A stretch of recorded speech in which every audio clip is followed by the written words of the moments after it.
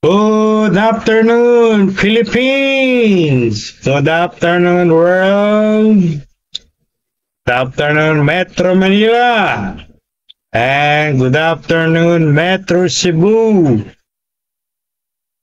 This is Bishop James Lopez, solemnizing officer with authority to solemnize marriage all over the Philippines.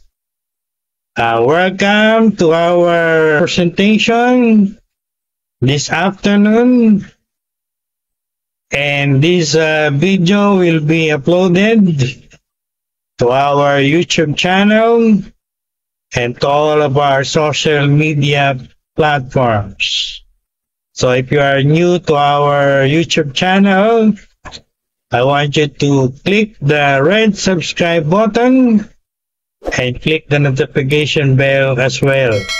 And this afternoon will be about the wedding requirements in the Philippines this year 2025 and the prices or the fees. Alright?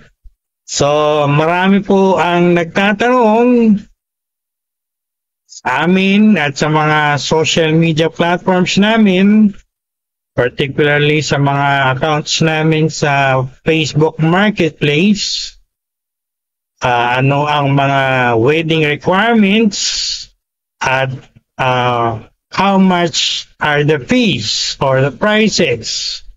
So in this vlog, I will answer those questions and I will give you idea, information, so you can prepare all the documentary requirements needed and the fees or the prices of each requirement, documentary